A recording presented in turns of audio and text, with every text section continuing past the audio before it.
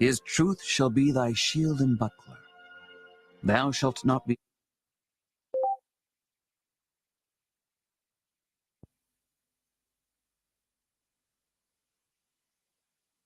afraid for the terror by night, nor for the arrow that flieth by day, nor for the pestilence that walketh in darkness, nor for the destruction that wasteth at noonday.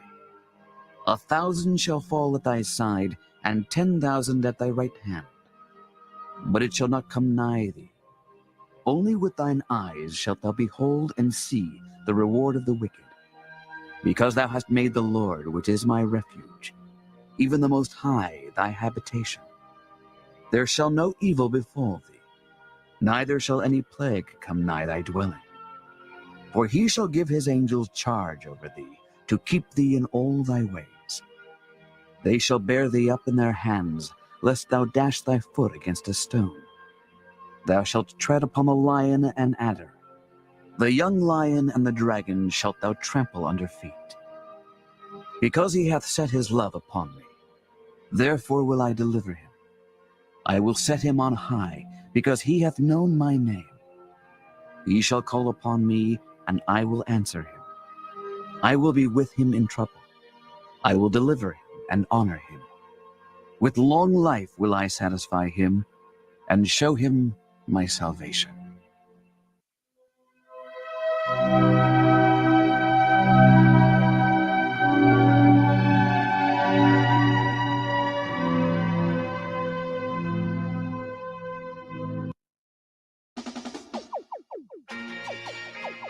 If Jah is by my side, I won't hide. No, I won't hide. Boom, boom, boom, this a junior. Boom, boom, boom, this a junior. Boom, boom, boom, this a junior. Boom, boom, boom.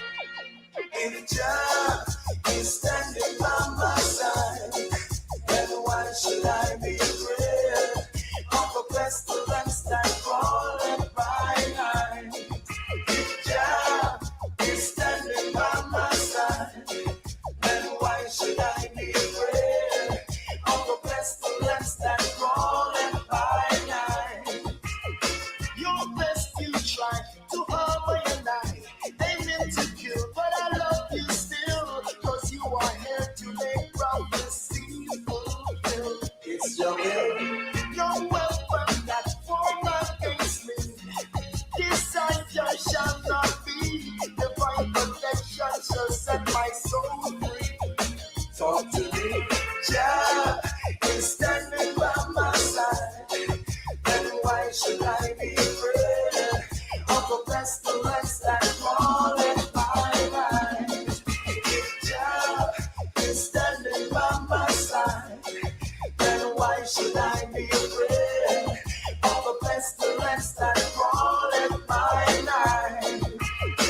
The gates of hell can never prevail, from I know Jah, he never fail. What you think I'm gonna do, keep up now? No, no, not above. My foes attack and I just smile. They don't seem to understand my style. My confidence is so high, high. In a Baba Jah is standing by my side. Then why should I be afraid of the pestilence that crawleth by night? If Jah is standing by my side, then why should I be afraid of the pestilence that crawleth by night? Boom, boom, boom, this a junior. Boom, boom, boom, this a junior. Boom, boom, boom, this a junior. Boom, boom, boom. So talk your talk and laugh your laugh. That won't shiver my heart. His secret tabernacle will guide I. Guess your guess and test your test. That is in your own interest to find out the power of the Most High, Most High, Most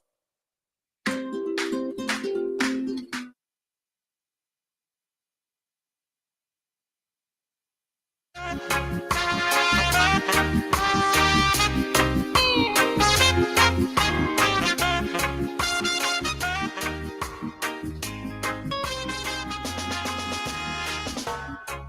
give up the fight, even though it's not an easy life.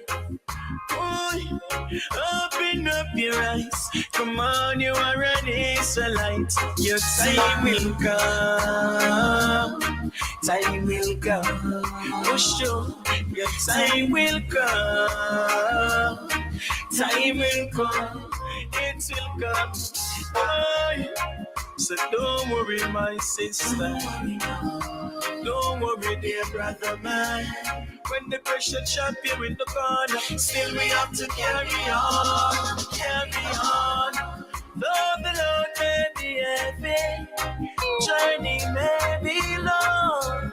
Don't let them chop you in the corner, still we have to carry on.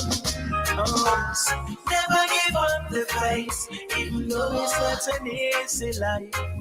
Oh, open up your eyes. Come on, you are ready tonight. Your time will come. Time will come. Push through. Your time will come. Time will come. It will come. Be all you shall see with your own eyes. Circle your faces for time. The road may be cold, but heavily the thing will be alright. Brother will judge you, but no man shall know your soul. And only rock shall know the foes. Know the foes. Yeah. Never give up the fight, even though it's not an easy life. Oh, open up your eyes. Come on, you are ready to life. Your time will come. Time will come. Push through. Your time will come. Time will come. It will come.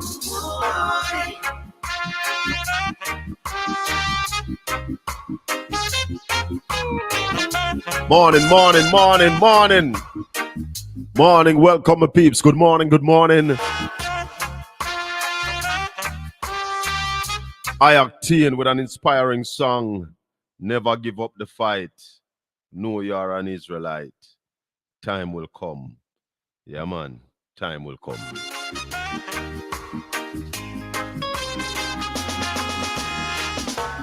Never give up the fight, even though it's not an easy life. Boy, open up your eyes. Come on, you are an Israelite. Your time will come. Time will come.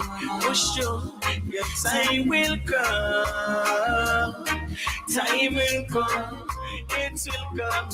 Boy, so don't worry, my sister. Don't worry, dear brother, man. When the pressure chop you in the corner, still we have to carry on, carry on.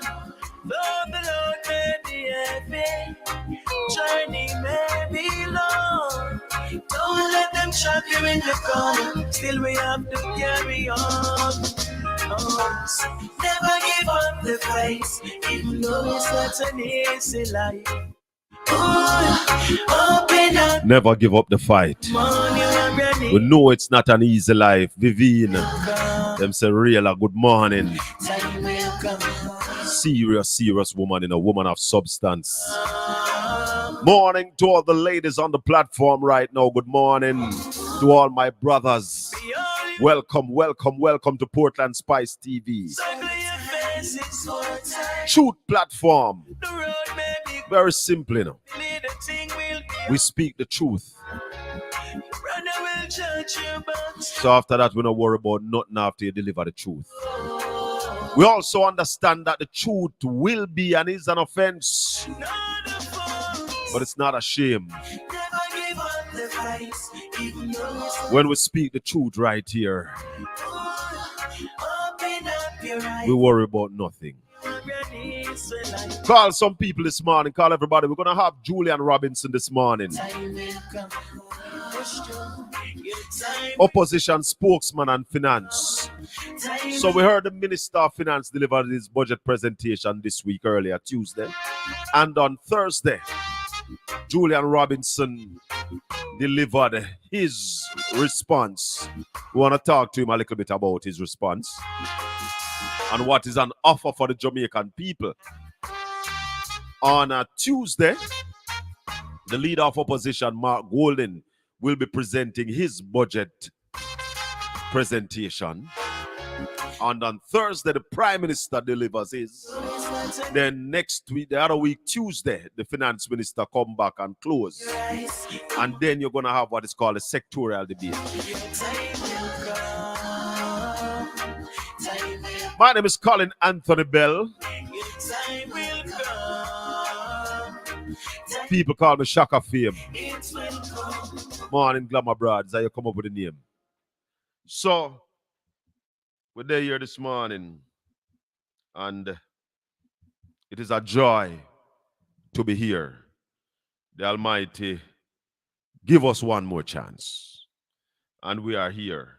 And we just want to send enough respect to each and every individual who joined the platform and, share the videos, like the videos, tell people about it, invite them to watch and participate. Let me remind you that I am the MP candidate for Eastern Portland, a paid-up member of the People's National Party. And there's one thing we do to come here and hide our allegiance. I am a member of a political party. Now, a whole heap of people, they're on other platforms. They are affiliates and members of political party, but them don't admit it. So they bamboozle people, hide the thing them, and then go on like say, them not have no bias. SHACKA Fame don't do that. We don't play those games. Everybody must know from whence we came. And we are here to basically put the PNP side out there. That's one of the things where we do, We put our team side out there. And we are not afraid to be questioned by what we are saying. And that's why we have an open phone every Saturday morning. 804-7072. It's on your screen. We don't screen the calls and not answer some people and answer some. We talk to everybody. We talk to everybody. And then you have people who are vexed with you for it. And them can say this back our back and them say that. And I am saying, if you have credible information, or if you don't think what we are saying are the truth, pick up your phone. Give me a call. A lot of people in the chat room. And all we are saying, no disrespect nobody. Yeah? Because I don't angle my show like a regular social media platform where we come and cuss bad or all them things. No. And we don't come with idle gossip. We are responsible broadcasters. Responsible. So, we take our thing serious. If we don't know something, we just don't know it. Because we never claim to be the wealth of all information. I will give you all my... I will give you my all in the general election. Vivian. Sure, man. I appreciate them together, Vivian. Them things make me melt up. Melt me up, Vivian. Sure, man. Respect and thanks. You see, let me tell you something. Me have to big up all of the comrades them. We go out in the general election and work like a slave. Work like a slave.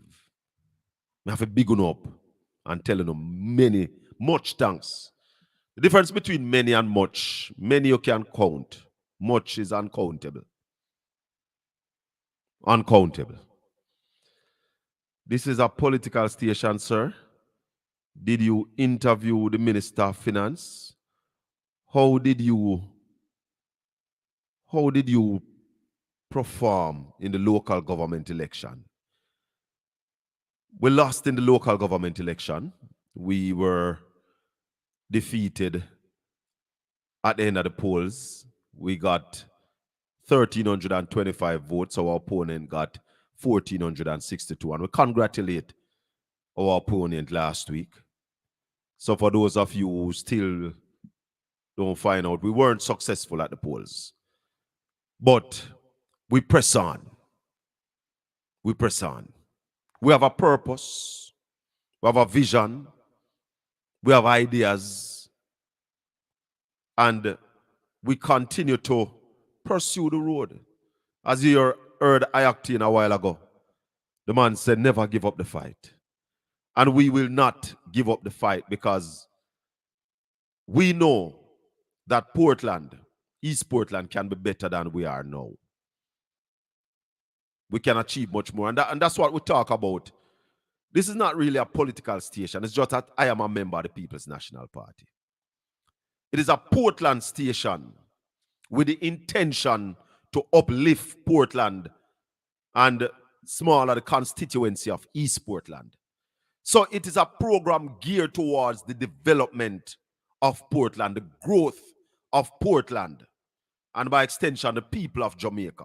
So that's what this station is about. As a year name, Portland Spice TV, because we say Portland is the spicy parish, is the parish that gives you jerk, the world's hottest cuisine.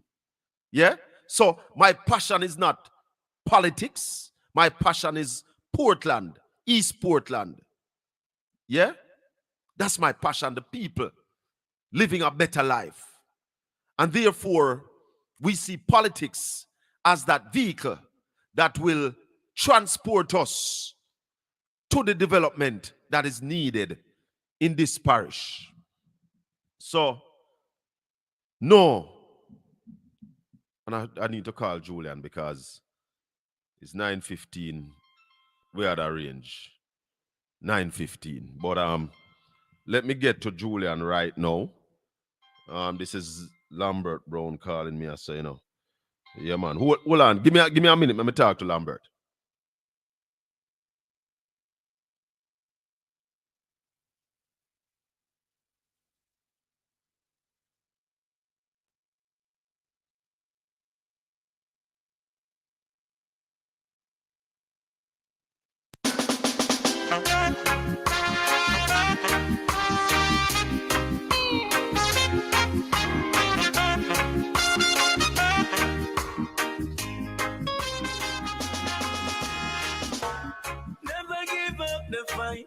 Even though it's not an easy life.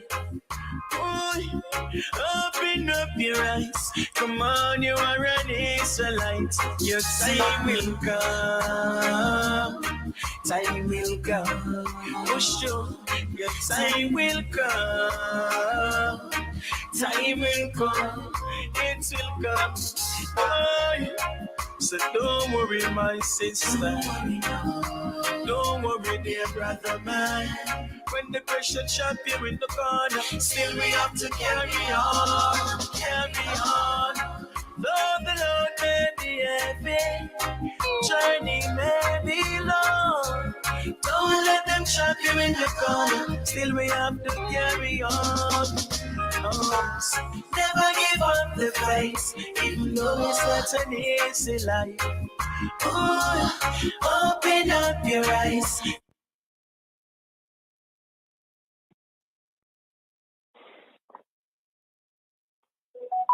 Welcome back, everybody. We have with us Julian Robinson, opposition spokesman on finance. Julian, morning. Morning to you, SHACKA fam, and morning to your listeners. Blessings, welcome. We saw you in the parliament on Thursday responding to the Minister of Finance and giving your take on what Jamaica should look like going forward. Yes. Your presentation, I want to leave yours until I touch on some of the things that the minister dealt with. A $1.4 trillion budget. Mm-hmm. I am not getting fulsomely how that budget will be financed. Can you shed any light?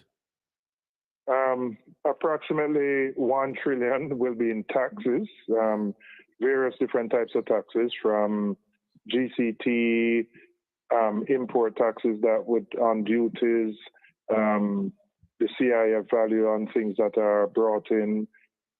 So approximately 1 trillion in taxes, and the remainder would come from loans and grants, in essence. So, you know, that's in essence the breakdown. 1 trillion in taxes and the rest from loans and grants. So we are still borrowing. We are still borrowing, and I mean, I don't think we're necessarily going to get out of borrowing for some time. Borrowing is not a bad thing.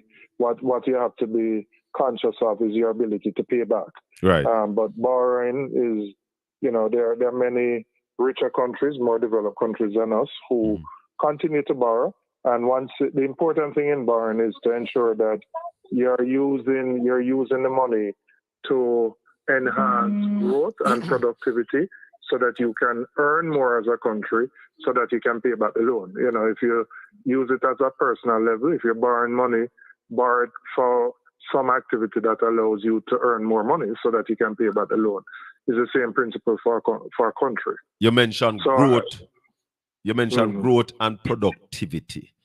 And I want to go to productivity, but the $1 trillion in taxes sounds like we are heavily taxed, Julian. We are heavily taxed as a country. The reality is that even though we don't have, the government likes to boast about no new tax measures, but the reality is that the amount of taxes continue to grow every single year, because the taxes are what are called variable taxes, which move in conjunction with the price of goods and services. So, for example, GCT on, you know, the cost of goods and services will move if the price of goods and services move up. So taxes have continued to rise at a steady pace, which allows the government to finance the budget. So even without the new measures, so let's take, for example, the tax on gas, the ad valorem tax. As the price of gas goes up, so does the tax. Right. So, you know, the government collects more in the revenues as the prices go up. So while there are no new measures, we're still heavily taxed as a country. And we're still paying that tax that we should have been paying for the edge, which is not used for the edge. Is that so? Correct. That is so. The tax still exists. The government indicated it was not going to be using it for the hedge. So it collects it. It goes to the General Consolidated Fund. I have indicated that I believe that tax should be used to fund alternative energy projects, to do a solar rooftop project, make funds available for individuals who want to convert their house from depending on JPS to solar, and make it simple and easy for them to do so. Any idea? Any idea how much the government collect from that tax the last financial year?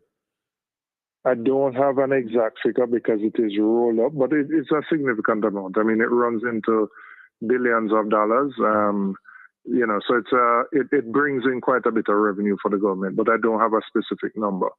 But given what the tax was set up for, which was really to protect against the increases in oil prices and gas prices, we think it's appropriate to use that tax to mitigate the effects of high oil prices by allowing people access to funding so that they can put in systems in their house so that they don't have to depend on JPS. And that will cut our oil bill, innit? And it would also cut our oil bill because we'd reduce our dependency on oil. It would help environmentally because you're using less fuel oil, and it would also help with your foreign exchange situation because you would need less oil to import to deal with the high import bill. Oil represents the highest one of the highest uses of foreign exchange. So for all of those reasons, we felt that a portion, it doesn't even have to be all, but a portion of it should be set aside to facilitate persons who want to convert to solar. Let's go to productivity, because 1 trillion in taxes, the other 400 billion in loans and stuff like that. When will we start see any production, any growth in the productive industry in Jamaica? Well, again, the first thing you have to do is you have to determine the industries that you can be competitive in. I mean, you can't be competitive in every single industry based on size, scale, etc. And what I highlighted in my presentation is that one of the inhibiting factors to growth in many sectors is the cost of electricity. Jamaica is paying about 46 cents per kilowatt hour, US cents per kilowatt hour for electricity. That compares with Trinidad at 6 or 8 cents. Now, we're obviously not going to be at the level of Trinidad because Trinidad has gas and oil. But the reality is that the failure to bring more renewable energy onto the grid has pushed up the cost of electricity in Jamaica, which has made it more uncompetitive for businesses to operate here. So if you are a manufacturer or if you need to use electricity, even for services industries that you have to run ACs in hotels and BPOs, your costs are higher than other places in the region. And this is, while we don't have control over the price of oil, we have control over putting in alternative energy. And, 8 years into this administration, they only now have out a request for a proposal for alternative energy. I was just about to say that you said in your budget presentation that for the 8 years that the government has been there, no significant moves have been made in renewables. It's not no significant. There has been none added to the grid, apart from what private individuals would have done, and private companies have done it, and individuals have done it. But in terms of adding it to the grid to feed into, and just to explain, because everybody may not know, so JPS has a monopoly over the distribution of electricity, but they don't have a monopoly over the generation. Right. So you do have like Wigton Wind Farm that produces energy from wind, and you have other solar providers, plus you have other private providers who supply to JPS, and then JPS sells on to the end customer, which is you and I. Right. Now, when you bring on alternative energy like solar, it reduces the cost of energy that JPS has to buy from, and as such, as an end customer, that is passed on to you. But our failure to bring on renewable energy means that we have been, for the 8 years, we still have to depend on oil. And as you know, the price of oil varies depending on what happens in the Middle East or whether there's the Ukraine-Russia war.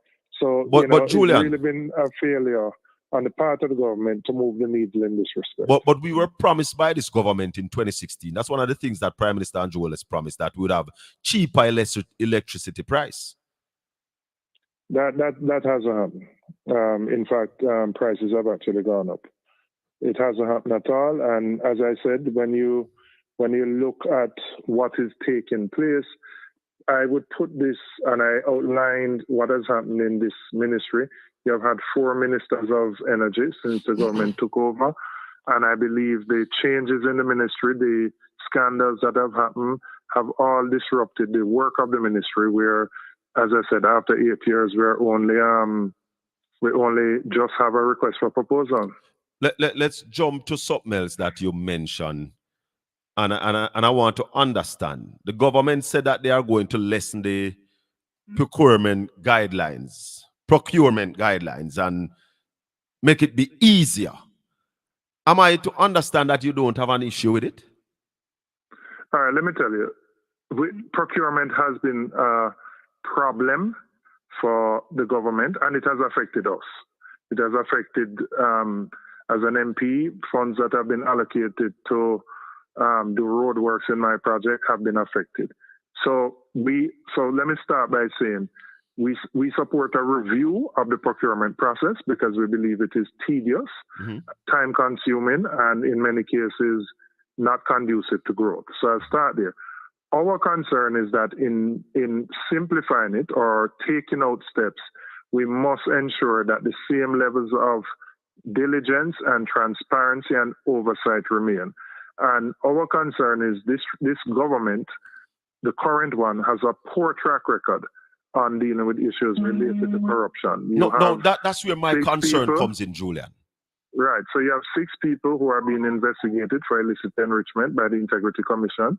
You have a prime minister who has gone 2 years without being able to certify his Integrity Commission declarations. You have a speaker of a house who is withholding reports from the parliament and the public that are sent by the Auditor General. So when you examine the record of the government within the context of wanting to simplify procurement, our concern is that we must ensure that the proper checks and balances remain and it doesn't become a conduit for more corruption. But Julian, with all that you have said, there are people who are saying that in your presentation you were much too soft on them because with all that you just lay out a while ago, how can we be even thinking about these people trying to simplifying the procurement? I think I heard Jams saying that maybe about 80% of some contract didn't even go to tender. No, there are guidelines where you can use emergency procurement. So, for example, if a bridge collapses, we have real examples of that. But the bridge not fixed yet either. Try bridge don't get fixed. Try bridge still not fixed yet. Get fixed, right? So the reality is that there are scenarios, and it is built in the law where you can use emergency procurement. That is a fact. But all we are saying here is that while we support some streamlining of the procurement process, we can't give up on ensuring that proper checks and balances are in place. Because what you don't want is the kind of mismanagement that you see. For example, I mentioned Cornwall Regional. It started at an estimate of $2 billion. It's now at 21. And we don't know whether that is the end point in sight. Julian, I have to ask you this though. Hold on, Julian. I have to ask you this. Because for me, Cornwall Regional, something need to stop and check. What is the opposition doing about that? I mean, it started at 2.1 and now we're at 20 billion. We have called for the Auditor General to do an investigation into Cornwall Regional to find out, as you said, that is a tenfold increase. I raised it in my presentation. And I say it within the context that we're undertaking major projects up at UE and up at Spanish Town Hospital as well. And what you don't want is a repeat of the same thing where whether it is bad project management, bad oversight, contractors who may not know what they're doing, that you just have another run with it kind of situation that exists at Cornwall Regional. But Julian, I remember Dr. Morris Guy going down to Cornwall Regional and said it was going to cost at least 12 billion. And they rubbished him. Yeah. And we are at 21.4 billion now and not sure. Somebody, I mean, come on now. Let's say it's a genuine mistake. But everything goes as usual. Nobody's held that account, even for making a bad decision. Is that how government runs? No, government should not run that way. I mean, that is why we have now called for the Auditor General to do her own investigation to determine where there was a breakdown. It's inconceivable that you can move from 2.1 billion to 21 billion. That's my argument. And you still don't know whether 21 billion will get you to a final product because the thing is a moving target, right? So the reality is that we need some investigation and some oversight as to what is going on. Will the opposition call for an inquiry in this thing? It can't go so, Julian. It can't continue so. We have called for the Auditor General. The Auditor General doesn't normally say when she commences an investigation, but I do hope that she takes it up and actually does an investigation into what is going on there. One of my listeners is asking about the is what, 6 trillion, whatever the Auditor General says she can't sign off on either. The expenditure by government agency to include the office of the Prime Minister. What she has said is not 6, but the point she has made is that there are some accounts that have to be done and reconciled and provided to her so that she can make a determination about whether those funds have been properly spent. And those accounts have not been provided, so she's not in a position. So it's not that she's saying the monies can't be accounted for. She just can't give an opinion on it, which is equally bad. Exactly, she can't sign off. She can't sign off on it because the accounts are not there for her to sign off on it. What does things like these do to a government, Julian? When you have all these monies that the Auditor General can't sign off, the Integrity Commission can't certify the Prime Minister. What next? Well, I think people made their voices known on February 26th in the local, and they have to make their voices known. You know, we have a leader who has his accounts, his declarations that are certified. Is unacceptable that any leader of a country going into the third year, and I say third year because our returns are due by the end of March again for the 2023, December 2023 year. So we would be almost in a third year now where your returns can be certified. And so you have that at the personal level, but when you look at it at a larger level, you know, there are so many issues that have arisen with this government in terms of corruption-related issues that, you know, you really have to question how they've been operating. And, you know, that's why while we want the procurement process simplified, we raise a concern about the impact that it may have and the loopholes that may be created for further corruption. Julian, you spoke also about the JUTC. Mm-hmm. And we talk about production. The JUTC is a vital cog, or the transportation system of a country is a vital cog to it. Where do we see the JUTC right now? We know where it's coming from. 450 buses back in 2016. Now they're rolling out 180. What do you think needs to be done? Well, it's just bad management. You know, the JUTC was never set up to make a profit. However, what you expect is that you will run an efficient bus service. But if you look at passengers carried by JUTC, in 2016, when we left office, it carried 62 million passengers. The projection for 2024 is 15 million passengers. So it's carrying a quarter of the passengers it did 8 years ago. Now, let's look at what is the effect of that. It means that it's not that the number of passengers have gone down, is that they have had to use other means to get where they're going. So you have added more taxis on the road, more small cars on the road, which clogs up the road system and makes it you sit down in traffic longer. But even more than that, from a cost of living perspective, while JUTC is subsidized, the people can't sit down waiting 2 hours for a bus to go to school or go to work.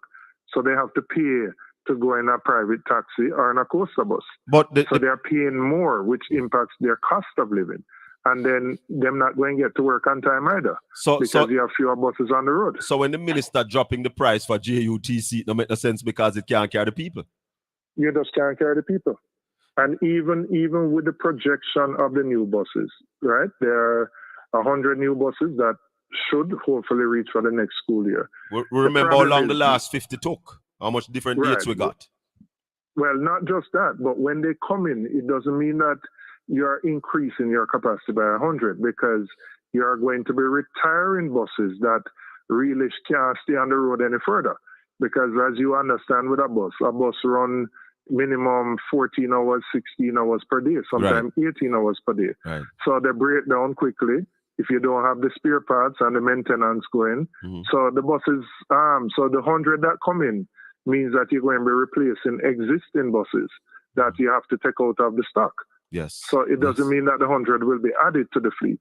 But even if you add the 100, we still won't even be at a half of the 450 that we need. So we're looking at bad management at the JUTC, bad management at JUTC Cornwall Regional, bad management in terms of giving account for the funds that is spent by the government. So that's 3. Julian, we know you soon have to go. FinSAC. Some people are talking about. What we have said about FinSAC is that, listen, this thing has been the subject of a lot of discussion. A lot of it, quite frankly, not informed. Now, the government put up $150 million for the establishment of a FinSAC commission. It paid the commissioners, etc., to do a report. And one would expect that after all this time, all this money spent, that there would be a report. But there's no report. But why is the so GLP? What the minister has said, go ahead, Julian, is that he's going to put all the documents like on a website. But the problem with it is that none of us know what are all the documents. They can be selective about which documents are put. And I bet they will be. And then you do it to create a particular narrative, which is not in the interest of transparency, because, there's never only one side to a story. So the problem we have is that the minister said there's going to be a documentary done, but no, hold on. He never said going to be done, he said can be done. Well, he plans to do a documentary, right? So anybody can go do a documentary after researching the archives. Right. And create whatever narrative they want from that documentary. And this is precisely the point that we made, that, you don't know what is going to be represented in that documentary. And it may not and probably will not reflect the reality of everything that took place. But more importantly, the question must be asked, why don't we have a report? And to spend $150 million. And the question I want to ask you as a member of the parliament, will you be calling for that report? I did on Thursday, and we will continue to press the issue, because it can't be that, monies were spent for a report. There was a commission established, and nothing was done. Did that commission, before they leave, submit a report, Julian? Do we know that? I can't say for sure, but what I can say is that the minister said he has no report to table. Well, and I heard him also say that there is no commission. No, a commission was established. Right, so what he's saying that the commission came to an end. So there's no. Right, so it came to an end, but what should have happened at the end of their tenure? They should have produced a report. That was part of the terms of reference. And that's the question I'm asking. Do we know if they had presented a report, but the government just not going to release it? That's one of the things that that's one of the things that we want to know. If that commission, at the end of the commission, presented a report, and is it that the government locked that report and will not release it? That's something that we must know. Yeah, well, that we would have to probe to. I mean, the minister has repeatedly said he has no report, which would give the impression that nothing was sent to him, right? And hold on, Julian. This is the minister, who said him never get a report from the Financial Commission about SSL, and then him go find it in his office. Yes. Don't forget that, So him saying that he does not have a report does not mean that a report was not produced. Correct. So we are begging you as a parliamentarian to inquire for us if it is that a report was produced, but the government just not releasing it. Yes. And then we must check that. Yeah. And if that is the case, we must ask why. Mm-hmm. Yeah, I mean, it's clear that, the way the FinSAC narrative is used to present a particular perspective and a narrative that suits, the government without looking at all the issues that led to the creation of FinSAC. But it is all over. It is all over social media now, Julian. That what happened is that what the report states is not favorable to who sought the report, and therefore, and that's why we must know officially if a report was submitted and is not being released. Right. We continue to press it, and it's not an issue that we're going to leave to die, because it was a significant expense for the country. $150 million. Right. $150 million. Well, no, that is for the commission, but the impact of it was even greater than that. And Yes. it's important that the facts in an objective way, which is why the report was, we needed a report. You know, the facts are known so that everybody understands what took place, what led to it, what actions were taken, etc. Those things are all important. And for people to understand that FinSAC was not the problem, FinSAC was the solution to a banking problem. Exactly, to a banking problem, and it was meant to protect the deposit of people who had put their money in the bank. And it's out of result of it is out of FinSAC and all that kind of thing comes the financial commission, will come deposit, insurance and all of them things there. Absolutely. Because a number of reforms were made coming out of FinSAC to strengthen our financial system so that we would never have a recurrence of a FinSAC again. Right. Yes. And we saw SSL just happen the other day. Yeah, I mean, the minister reported on it. He said that a file is at the Director of Public Prosecution's office, and so they are waiting rulings to see whether further people will be charged. It could never be one person who could have masterminded. We never heard anything of it in your budget presentation of FinSAC. Not FinSAC, sorry, SSL. Well, the reality is that there isn't much I could call for beyond a report. There has been a forensic report. It is sent to the DPP. So it is now within the hands of the DPP to make a determination as to who will be charged. And let's make it clear that the minister never said anything about it either in his presentation. He mentioned it briefly. He never dwell on it. But it was certainly in his written report. I don't know if he spoke to it, but in his written report, he just basically said the forensic report is done. The file is before the DPP, and the DPP should be making a ruling anytime now. So we have to wait and see. I think the country is watching it because, you know, people have this but a perspective that when it comes to financial crimes, that is really only the small person get arrested and the masterminds get off. And that's why I think it's important in this case that, you know, when that ruling is done, that the people who would have been the masterminds behind this are held accountable. Julian, you mentioned some suggestions in your presentation that you think would have us. You spoke about the low income, low tech economy.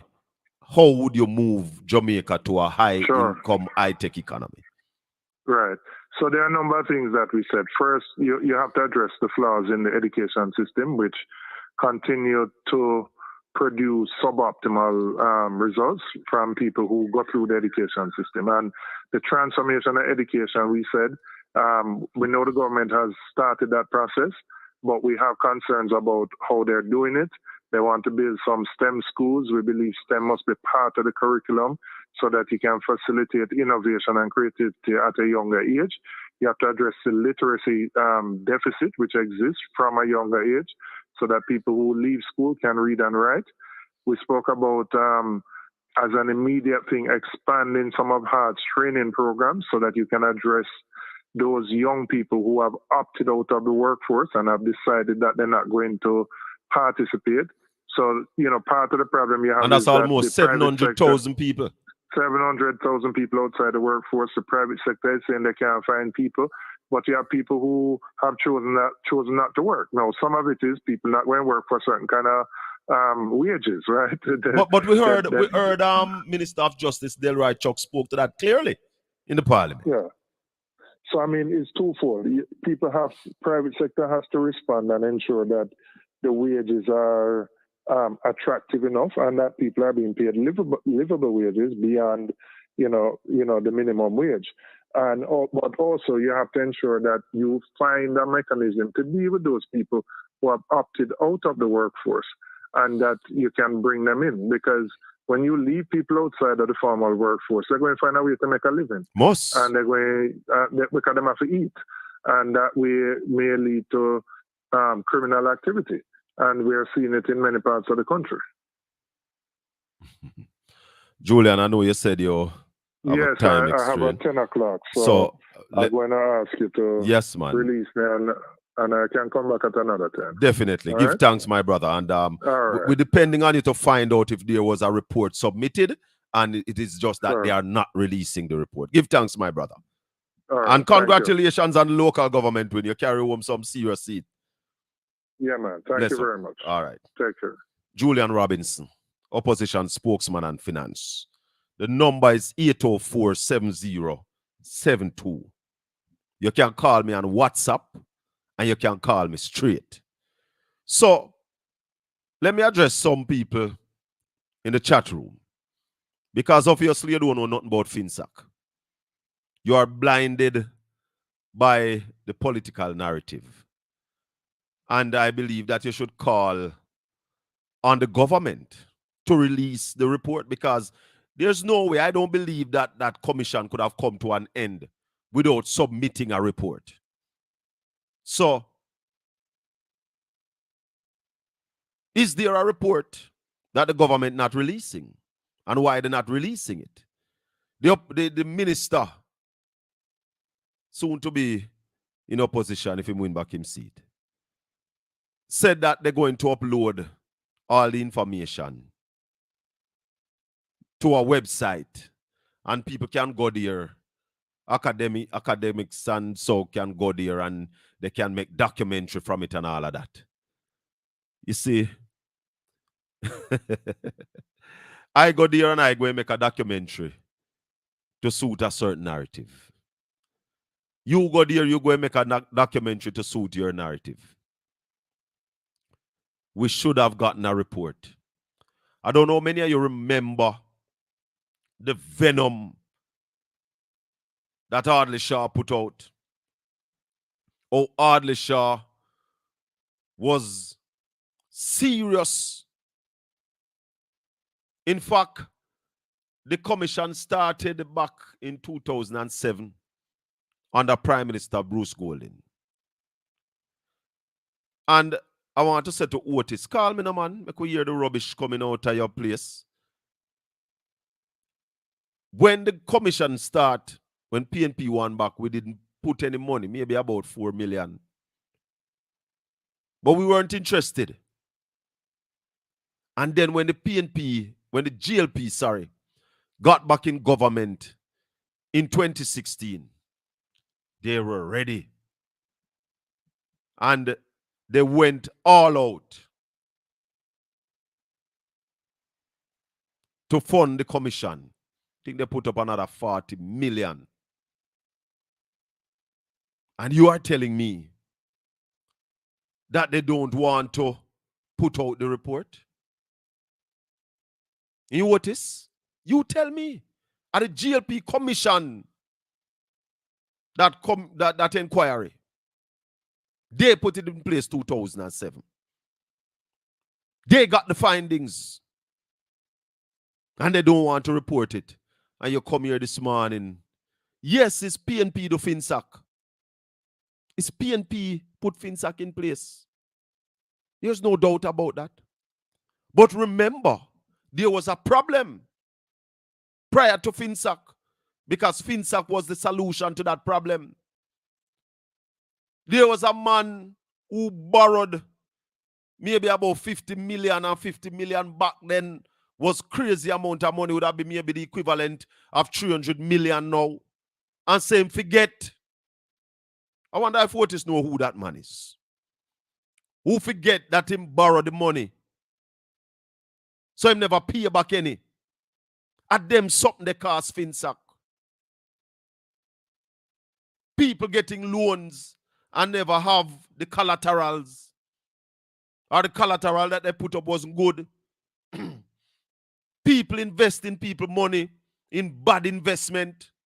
And when people turn up at the bank to get them money, them can't get them money. I wonder if you don't remember what cost FinSAC. But some of you just talk from a place.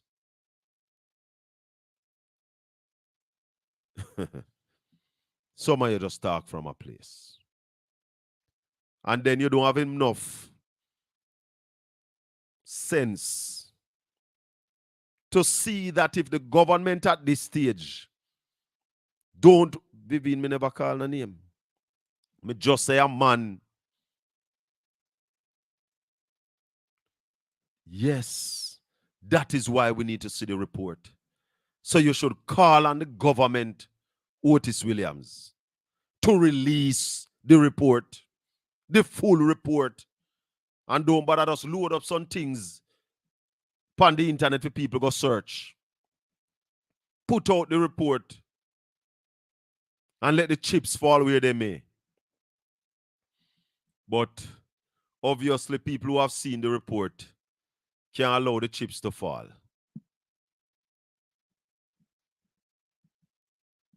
Margaret, whether we call on the government to release the report, they will give us something of a report, but the financial report will still stand. Yeah, man, them not releasing it. Because the way how they wanted this inquiry, you would believe that we would have all the findings in our face long time. But I tell you, the truth is consistent. The truth is consistent. And I you see, that's why I can't only come in at the chat room and run off on the mouth. You can't call because you can't defend the foolishness that you write.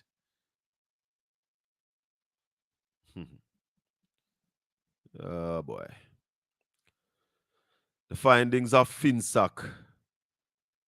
It pleasing to the government. That's why they don't. It's not pleasing to the government. No, it's not. And that's why it will not be released. So it's egg on some people's face, Egg on their face. I give you a joke. I call a certain radio station Thursday night. Call a certain radio station Thursday night. And upset them, that's all Friday night, them still a talk about me. Because the truth, man, when you drop truth, drop it like a bomb. Because people talking about promises and promises. And this present government, and I see some young lady from down a Fruitful Vale. Hold on. 10 tour in a one, yeah. Pop tour, give me a 10 tour in a one. Me see one of my classmate down at Shrewsbury. Send a school never down there. And me and her go Fruitful Vale all age school. Me and you go Fruitful Vale all age school where you send a school never that. Well, no school never that Shrewsbury. The school was in Fruitful Vale. Money and everything. And you are right about who take it off a file. And I'm glad you understand that the school in Shrewsbury, all the MP did was determine that it goes at that location. Because everything for the school was finalized and in place. Money and everything.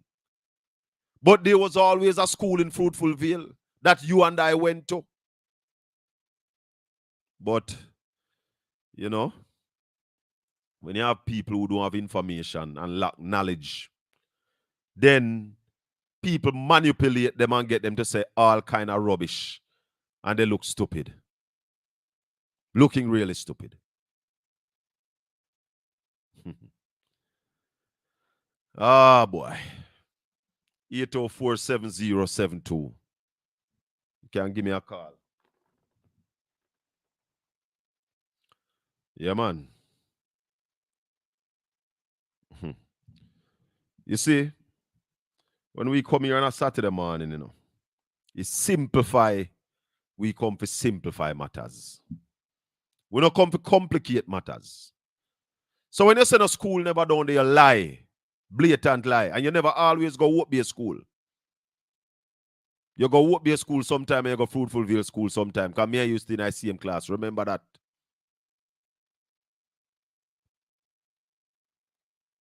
Remember. So don't try to belittle your community for political gain when you're not talking the truth. So SHACKA, if it was caused by high interest rate, I never said that. Me never said it was caused by high interest rate.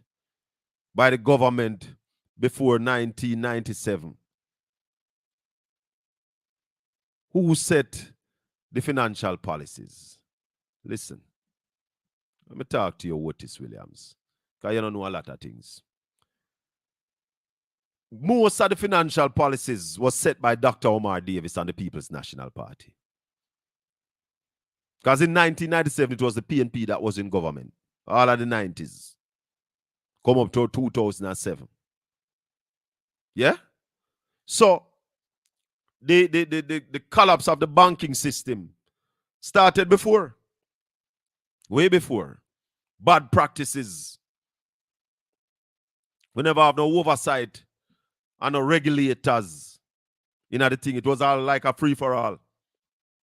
So people do a whole heap of foolishness and crash the banks. Whole heap of them had to run away. Because they couldn't pay back people money. So it was the government who take on the payment of people's money. Morning and welcome. Good morning. I'm not calling from Jamaica. I'm calling from overseas, but I don't have enough credit, but I will call you back another day. But you could call me on WhatsApp, you know. I'm not good at what's doing it. My friend is not yet. Listen, tell me the trouble, right? The report you're talking about, they will not release it. They're going to make a new law that it cannot come out. And tell me something as well. Does the opposition leader have the report as well? No. The opposition leader wouldn't have the report. Oh, well, I would like a WikiLeaks to report that, to leak it out for us.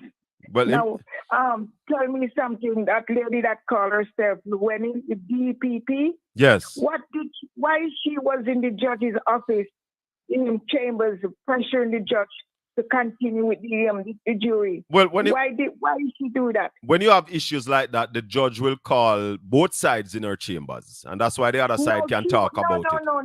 No, she was alone with him in the chambers. So how them know where? So how them know where she tell them? Where she tell the judge? That's what. No man, that's not the that. Judge to continue with it. Callers, that's not how it go. The judge called both sides, the defense and the prosecution, in their chambers, and they had a discussion. Go back and listen to the report.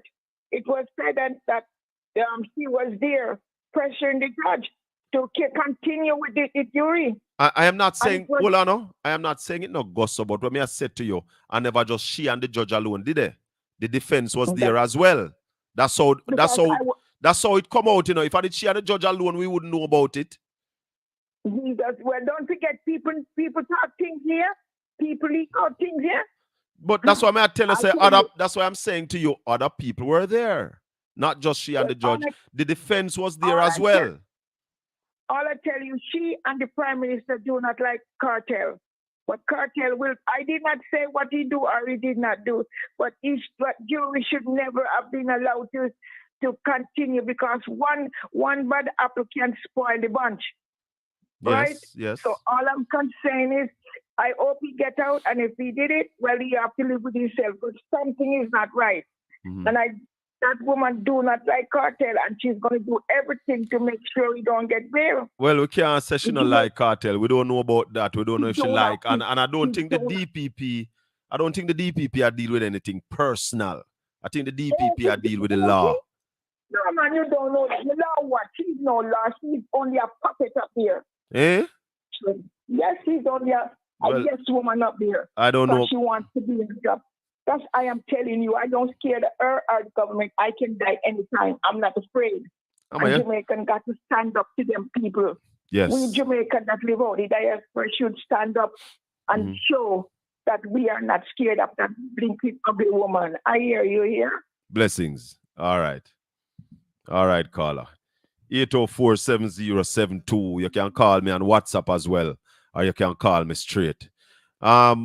What happens is that when you have issues in a case, in a matter like that, the judge will call both the prosecution and the defense to the judge's chambers, and they will have discussions on certain things on how to move forward. So if something like that come out, the defense would be there, and I guess the defense use that in their arguments before the Privy Council. I heard Bert Samuels yesterday saying that the Privy Council did did not really rule on all the things that they had put before them. And they would have wanted the thing there, the law lords to rule on the entire thing. All share blogger says she come and can't use WhatsApp but came to chat. Where's the DP? She's a blogger. I don't know. But let me go to another call. Morning. Good morning. How are you doing? I am fine, thanks. Welcome. This is Margaret. Oh, Portland Spice TV welcomes you, Margaret. Talk to me. Man, I never know you have something like that. The last caller, she need to understand, it was all sides the judge called. Yeah, man. Sides. Yeah, man. Prosecution and defense. And of course, and the whole problem is none of the side them think it was good that they should allow the tainted jury to stay. Because it was so long, so them decided them are going to prolong it. But we're now getting at that this morning. What I'm getting in this morning is that I see you come on with something about the FinSAC report. Yes. A lot of young JLP don't really understand the whole system of the FinSAC report. They are brainwashed and bamboozled. Yeah. And you know what disappoints me about them? I don't think they ask the questions. They can't ask the question because the first thing that they need to understand is that FinSAC wasn't the problem. No. FinSAC was the solution. FinSAC was the bank to come and map up the rest of the bank that explode. All right.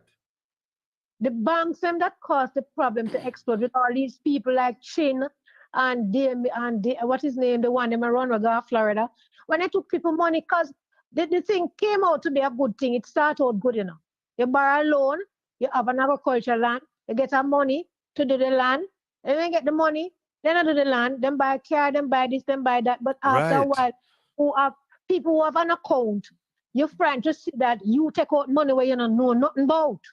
Because the managers of some of these banks never get to, them should go to jail. Yeah. So for Jamaica and that's why some of them run away. Of course, some of them run away. And the government of the day refused to take them back to Jamaica and lock up them backside. And then what we have when the PMP come and regularize a lot of things. Bring in FinSAC map up the thing because FinSAC buy bad debts, Yes. People research, FinSAC buy out bad debts. It's not just Jamaica alone. They did it in New York when the explosion going on in the US. I think it was done. Some model is in Japan as well. It was in Japan. It was in Japan, New York, and I think is Bahamas or something else. But it was not as bad as what it was here. It was contained. But we didn't contain it. It was the politician and the JLP take free money as a joke. And the problem is hello? Go ahead, man. We'll listen to you. The problem is the FinSAC report will come on the site, Yeah. But the FinSAC final the report not going to come on the site. No. The FinSAC final report is going to go into a phantom file 13 that nobody can see. No, not at all. Them going to put a little report on the website that you can go. It's foolishness. You remember the government was trying to pass a law that certain decision, the information can't come till after 70 years. It couldn't come till 70 years, and it ended up at 20 years. It ended up from 70 to 20 years. Because when them out and when them old and who dead and gone, now you will hear the truth. But the problem is, FinSAC we need to hear the truth about. I don't know how we're going to hear it. And DP is asking, how much did FinSAC cost? How much did that solution cost taxpayers? The report should have 200. The second money was go back and research. 200 million with mana. 200 million Jamaican dollars to start up to get a report, and we didn't get a report. No. What he's asking is FinSAC itself. How much did it cost taxpayers? Because remember the government also paid back some of them debt, some loan, some of the debt. It cost taxpayers a lot. But what I want to say to DP is that report that the government is not going to release should tell us all of that too. No, that report is a soar high. Will tell you from start To finish. to finish. And it will Who tell you how gets much, what? and it will tell you Who how much not? FINSA cost the taxpayers of Jamaica as It will well. tell you, it will tell you how much FINSA cost the taxpayer plus how much member of parliament. Huh? To know Huh? who won Huh? property. Huh? Listen to me clearly. Hold on. How You much say to of that the tell budget- what? No. Let me tell you. I start following FINSA for a long while. How much Jamaica Labour Party member of parliament own agricultural land and PMP people too. Not just Jamaica Labour Party, PMP people too, but the Jamaica Labour Party, they got much more because they started first. But let me tell you something. How much homes in Cherry Garden? A lot of homes in Cherry Garden sell for little or nothing. Yes. Get for A lot. dribblings. A lot of a home sent for all like $20 million, home $5 million, $10 million, that value over 100 and odd million, sell for 10, 5, 12, all these things. And a lot of politicians bought off these. Let me tell you something. If the FinSAC report, the final report that they did, if we see that, we're dead. We're dead. Because the Labour Party could never foot to stand on today. Margaret. I don't care who want come on the program, come cost me. The JLP would not have a foot to stand on today. But Margaret, it is clear that Audley Shaw was one of the men who was adamant, vibrant that a FinSAC report must come. But he was the instigator of it, and you notice you hear nothing. That's what I'm saying. That's what I'm saying. He was one of the men. And I remember when they got back into office in 2016, immediately he pumped more money in it to get the report. In 2016, he said he's gonna pull 200 out of the budget. He's gonna find $200 million for the FinSAC report to be finished, start again. And the Jamaican people need to see it. Yes. And the Jamaican people need to understand what FinSAC is all about. I don't know if your figures are so right, though, Margaret, because I think overall the FinSAC report cost us about $150 million. More than that, man. More than that. But that is what is being reported. One time they take 60 million, then they take 40 million, then they take 25, and they take another 50 million. If you go in and do your research, see how much time they take money out of. Mm-hmm. The JLP will tell you this and that, but it's a lot of money. If I'm wrong, I accept my calculation that is wrong. I stand to my argument that it's a little over 150 million. Well, I am saying to you, if I'm wrong, I stand to correction because I'm not perfect. Right. I stand to correction. But all I'm saying that the final report, we will not see it. And I don't know if. Well, it's obvious. It's obvious that we're not going to see it. We'll never get a chance. I don't know if the opposition now turn into government, the next government to come, if we can see that. I hope we can see that. I don't know. I think we should be able to see it. But we can pump them to say we need to see it. We need to see it. And we don't need no more money for pumping there. For sure, the final report. No. And before I go, I think Paula Llewellyn need to step aside because she's tainted. I think Paula Llewellyn arrogancy and arrogant behavior with many cases, not just these cases, but this is the biggest one. Mm-hmm. She allowed herself to get manipulated by her arrogancy, and she needs to step aside because let me tell you something, there's no way she can come to Jamaica and explain herself out of this one. Well, it's the first time I hear a case come out and she not on the media giving the interviews. I think they said that. She can't come on the media, come express nothing. Because every time she open her mouth, the media asks her a question, she can't answer. She cannot answer. Because them have hot putty for pushing her mouth and she open it, she cannot answer. She needs to step down. We need to have a new DTP because she's too tainted. And I want to say, your program is lovely. Thank you very much for listening to me and answer my call. I will still write. Thank you, Margaret. We take every call on this program. We don't screen no call and block nobody. Once you come and have respect and we have a mutual discussion. Morning, talk to me. Yeah, hello. Morning, sir. Good morning. Welcome to the show, Portland So, Spice TV. Talk to me.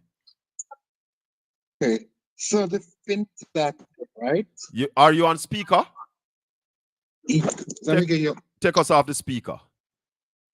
Yeah, hello. Yes, man. Go ahead now. Yeah. So the fintech thing that came out in the 90s, right? Mm-hmm.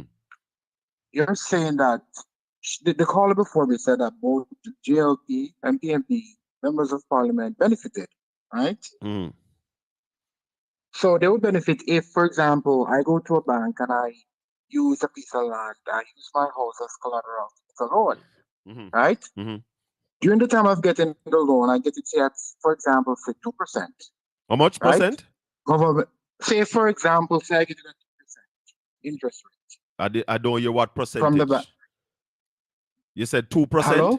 Did you say 2%? Yeah, say I get it at 2% or 3% or whatever, right? Right, yeah. And I got that loan at 2 or 3%. Very good, favorable interest rate at the time. The government policy came in and they changed. Overnight, say the Bank of Jamaica say, okay, we're gonna start lending money now at 10%, right?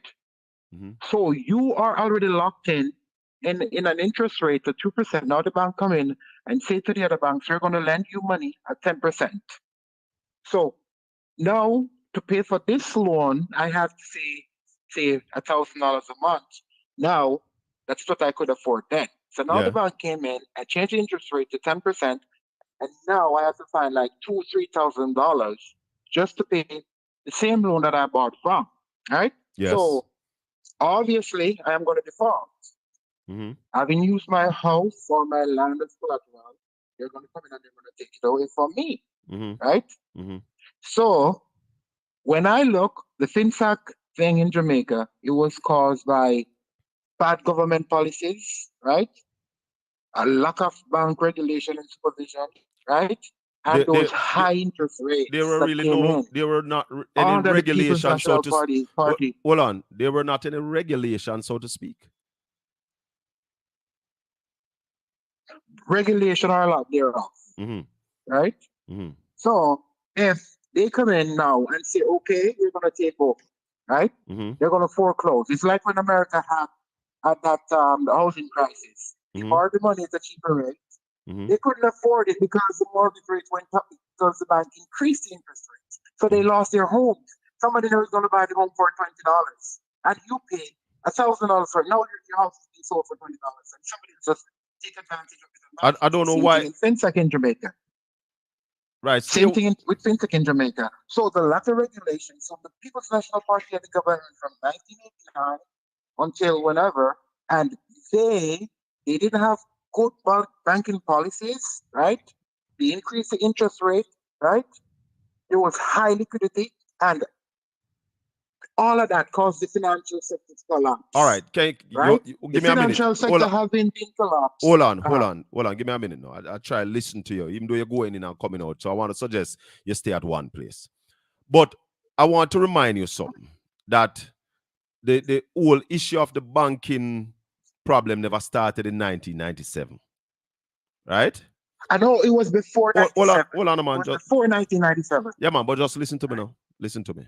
Uh-huh. Remember, from 1980 to 1983, the GLP was in power. And from 1983 to 1989, the GLP was the only party in the parliament. You remember that? Mm-hmm. So all well, of those... I don't remember that, but yeah. You don't remember that? But let me help you. Know about it. Let me help you. No, I know about it. I would remember that. In 1983, there was a snap election, and the PNP did not participate in the election. So the GLP had all 60 seats in the parliament.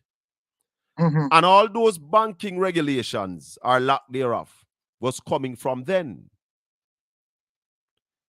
So when we talk about the 90s, we need to remember that there was a 80s leading into the 90s. And for the greater part of the 80s, it was one party running the country. Now, when the banks start to collapse in the early 90s, it was because of lack of regulation. In fact, back then, the US dollar used to run where it was an auction for the US dollar. So you'd call companies and tell them to come to the Bank of Jamaica to participate in an auction. The banks were lending money to their friends, and as I mentioned earlier, some of the collaterals wasn't worth it because me who own a bank, me and you are friend, you want a loan, you have piece of land where no value nothing, and we use it as the collaterals. We lend your people money. We invest people money in some investment that never worked. So when people start calling on the banks for their money, they couldn't get their money.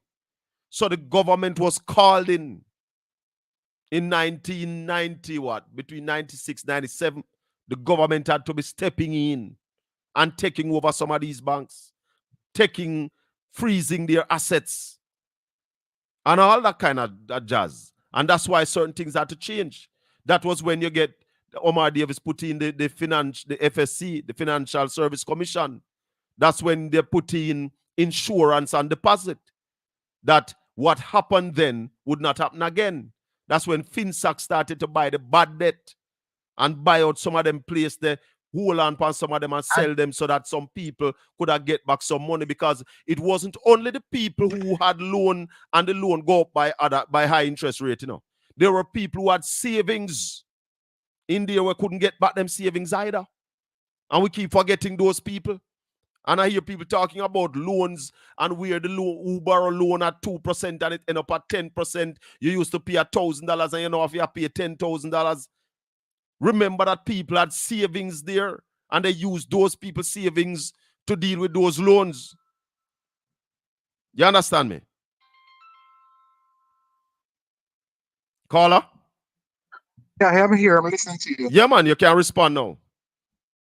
Yeah, so but when I looked at it, right, it was in 1993 that the Yeah, man, go ahead, man. May I hear you? it was in 1993 between 1993 that Jamaican Financial But experience. you're dropping out. Yeah, hello. It Yeah, was man, stay between like that. 1993. Yes. Yeah, between 1993 and 1997. That was when the Jamaican financial sector experienced significant difficulties, right? So all of that worries you said that happened in the 80s, leading up one party at the time and all of that, right? That didn't really affected it much like the policies in the 90s, No, from man. 1993 to 1997. No, but caller, right? understand this. If you get cancer, I know the day when the cancer start grow, it kill you, you know. Sure. Yeah, I know that. You understand what I say? It's not when the symptoms. It's not the symptom when. Right. So what I was explaining to you when I went to the 80s is that the whole thing started built from this. So it got to a crescendo between 1993 1997 when everything started tumbling down. Because like a pyramid scheme, you know. It's like a pyramid scheme. When it starts, you know, people start make money, you know. So you're saying to me all these companies that went on in the 90s. Yeah, they were around in the 80s. They're all incorporated in the 80s. They're all coming from the 80s. Some are come from before. But they were all there. What I'm saying to you, none of them started in the 90s. That's the point I'm making to you. Hello? Yeah, I'm here. Right. They were there from before the 90s. Some of them before the 80s. Well, let's see what the report is gonna. But we're not going to get no report, brother. That is the argument. That is the let us see that is the sad thing. Let us see what the methods are coming out of whatever details is put out or whatever. Yes. Right? And whatever they're going to put up. I don't think on either side, GLP or PNP, that if those members of parliament or whoever those are benefited from buying land or house or whatever, right? That is of insignificant. No, maybe right? that's Because hold on. Maybe that's not just the benefit, But don't you question why they're not releasing the report? You don't have a problem with no, that? but what I'm saying, but if it to say that whoever benefited from what, right? Because if I see a house being foreclosed and it is selling for cheap, I'm going to buy it. No, man, that can't be a right? problem. I'm going to buy it. No, that can't be a problem because if the It bank says- if says the the bank same take thing. away If your they- house and I sell it cheap and you buy it, you're And- not at fault. Exactly. It's not then- you. No, so what you, if you, the nobody bank take can away the blame you for house? that. You get an Yeah, but opportunity and you take it. But some people are saying, oh, the JLP, PNP, the MPs, they buy this. Yeah, what they had the means to buy it. No, man, but what I think happened, what I think is that some of them bad that there might be some of these same politicians who are there now. Well, Like we are aware. Hold on. Chips. Like we are aware of a politician who borrowed a significant amount of money and say him never member. So him not pay back none. You Yeah, understand? but that would be up to the bank. No, but those are some of the things that wrecked the bank because the bank was running like friend business. And we can all agree that on both sides, those politicians benefited, right?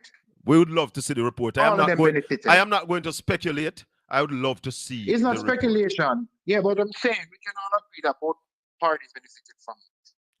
I don't know right? that. I don't know that. I would love to see the report. I don't want to speculate. No, but you're because what you gave is the example you gave of one person, right? That we all know, right? Who all know that person is this, right? We all know who he is. I didn't remember. I don't remember the name. So I don't know his who, but I know he's a politician. You remember the name.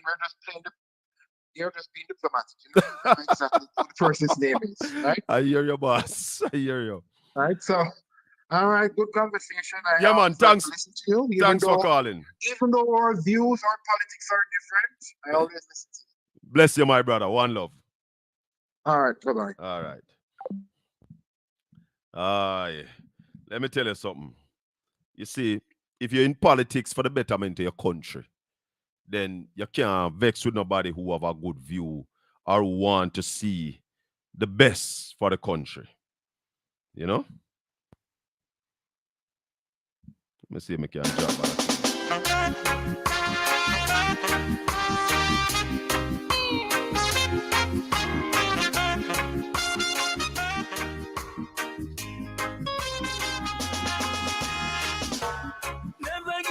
The fight, even though it's not an easy life.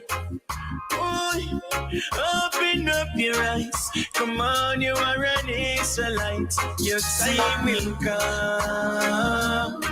Time will come. For sure, your time will come. Time will come. It will come. Oh, so don't worry, my sister. Don't worry, dear brother man. When the pressure chop you in the corner, still we have to carry on, carry on. Though the Lord may be heavy, journey may be long. Don't let them chop you in the corner, still we have to carry on. Oh, never give up the fight, even though it's not an easy life. Oh, open up your eyes. Come on, you are an Israelite. Your time will come. Time will come. Push through. Your time will come. Time will come. It will come.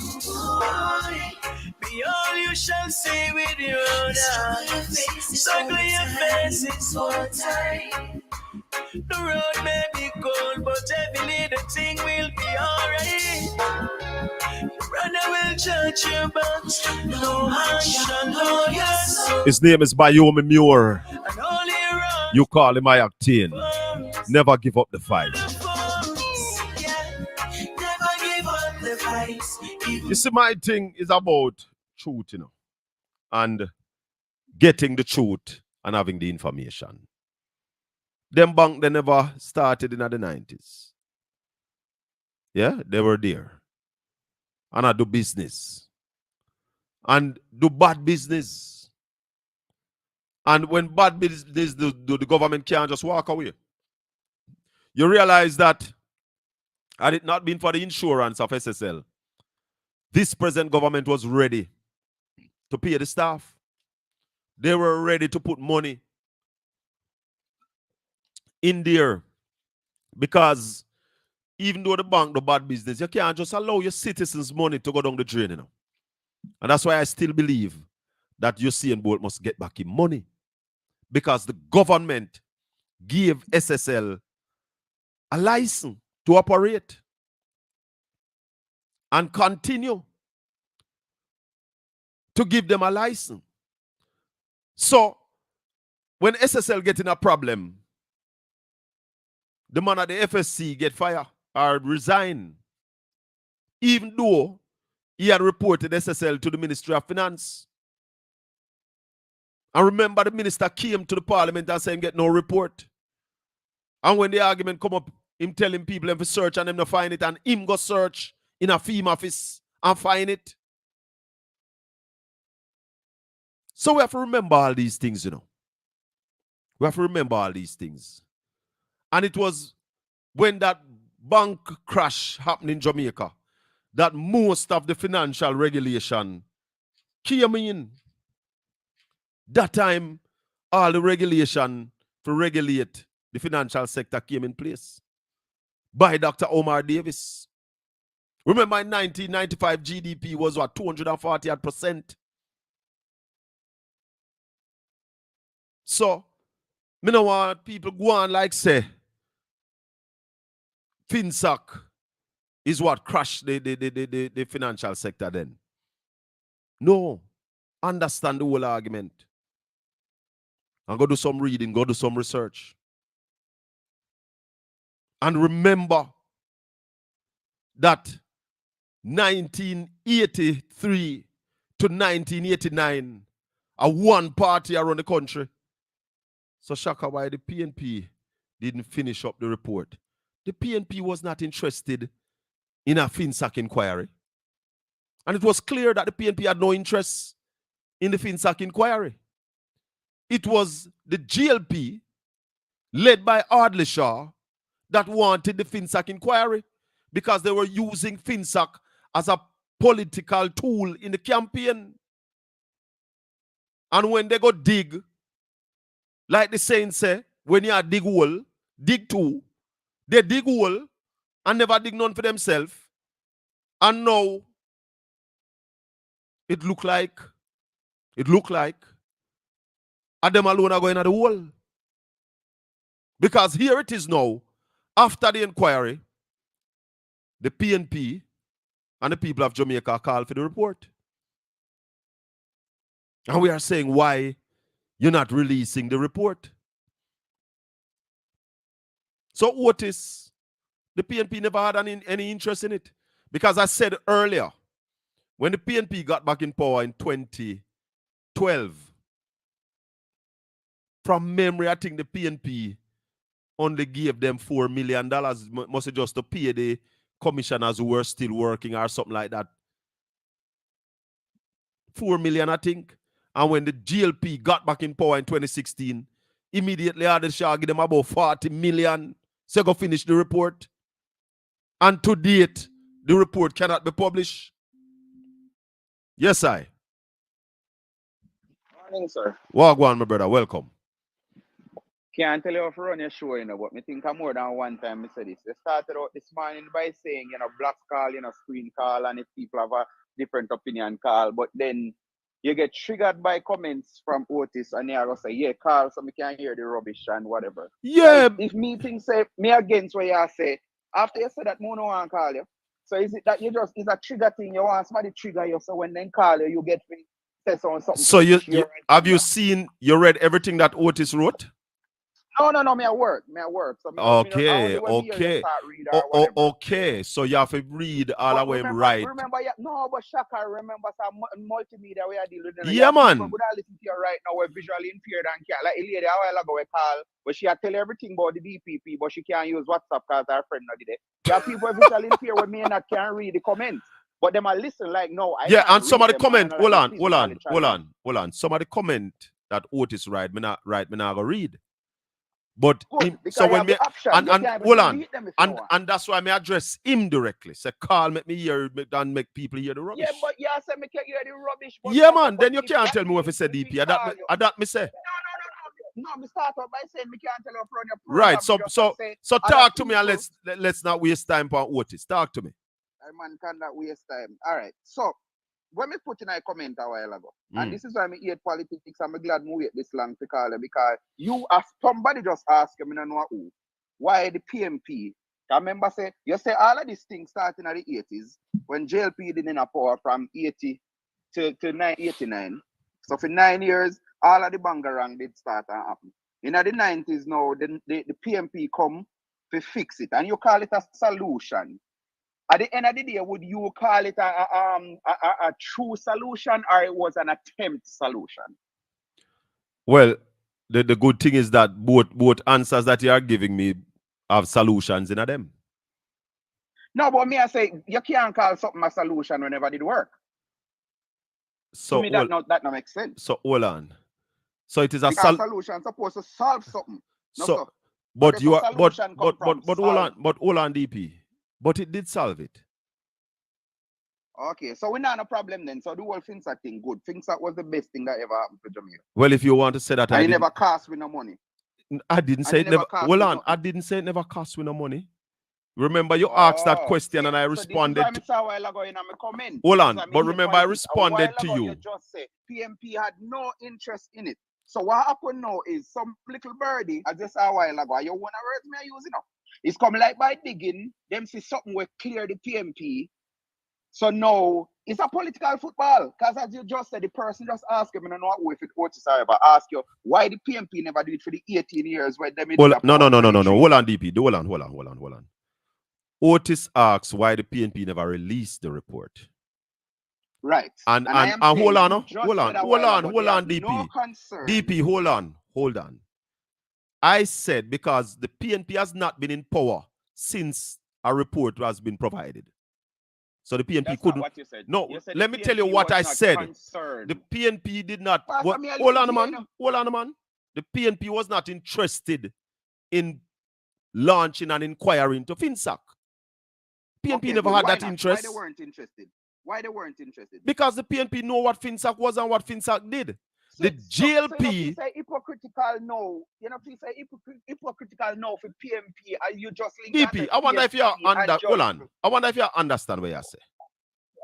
Give me hold on. Let me take a minute and clear up all that I said. No, God. Hold on, man.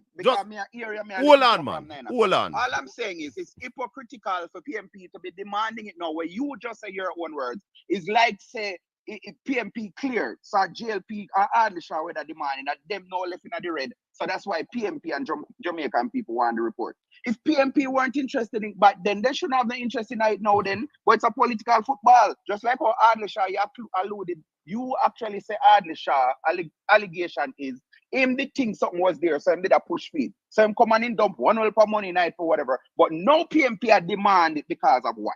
That is my question. Explain that to me. DP. All right, let me explain to you. FinSAC happened in the 90s. The GLP campaigned in 2006, 2007 that they need an inquiry into FinSAC and what FinSAC did to Jamaica. The GLP won the election in 2007 and they launched an inquiry, spending millions of dollars. They lost the election in 2012. The inquiry was not completed. The PNP came into power.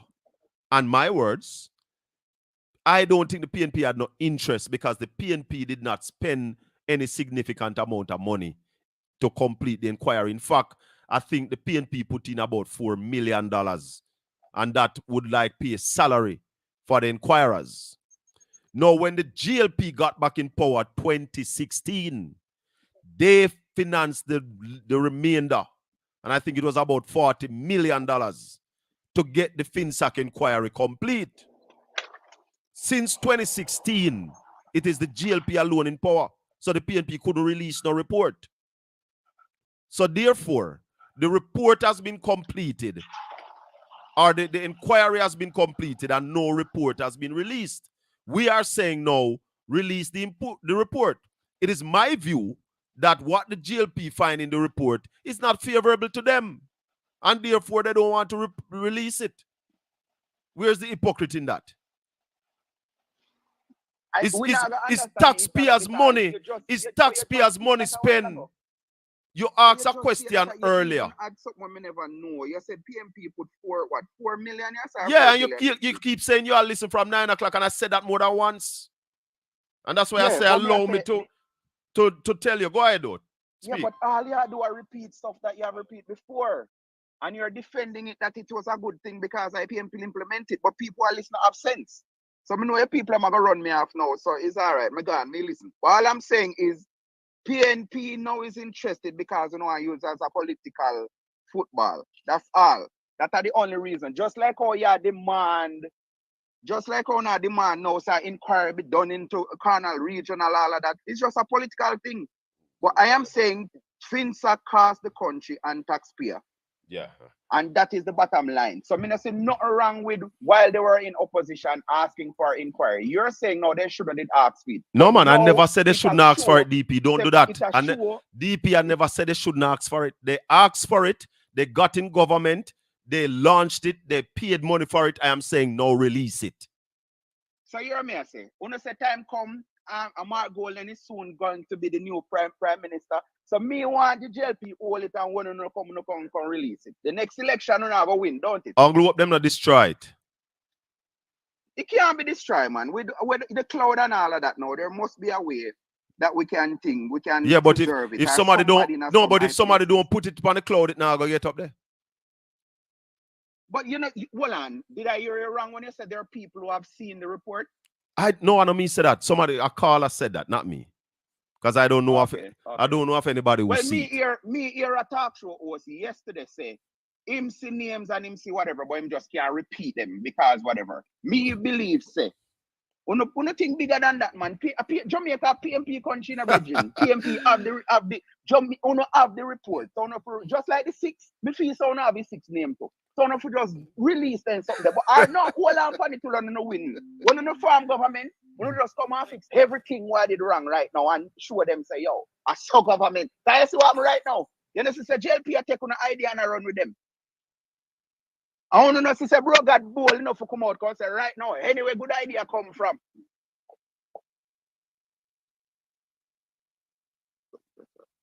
Continue, DP. Yeah, man, may I say, you can mute your mic when you attack your people in politics still. I'll do a seminar to tell you for a program. But the PMP, bro, that's right now.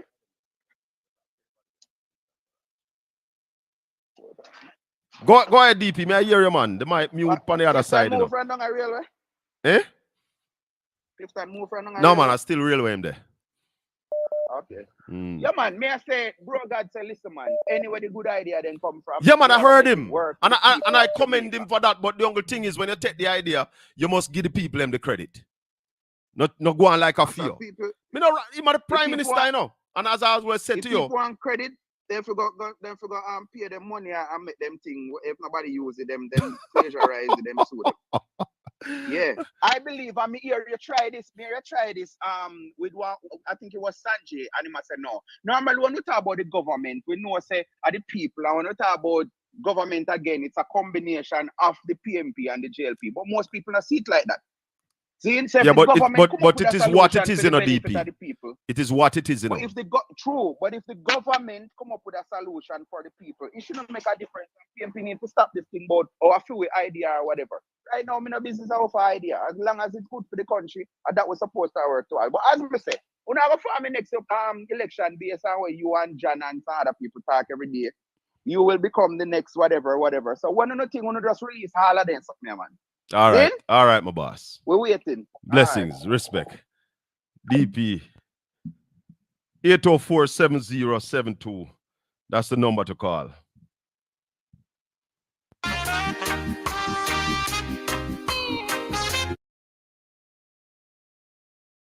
Hello, morning. Good morning, sir. Yeah, man, go Mr. ahead. Bell. Yes, man. What going on? Hi, brother. How are you? I'm there, man. I'm here, man. Yes. Definitely. Great, great, great. Mhm.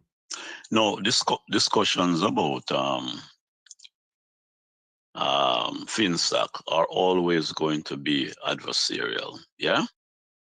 In the absence of that final report. So, I mean, we have to just cut to the chase and conclude that in the absence of the report, it is futile to have any discussions around the issue. Yeah, because I mean, we're always going to have this kinds of cut and thrust, one way, two ways, three ways, and so on and so forth. But it must be noted, though, that this is not unique. It's not a unique phenomenon, in respect of reports, because right now in the Parliament of Jamaica, there are many reports that are being withheld for whatever reasons. No, The that too. reasons are only known. Yeah, man. Yeah, man. Go ahead, caller. Yeah, man, the reasons are only known to the government, so they must know why these reports are being withheld. Yeah.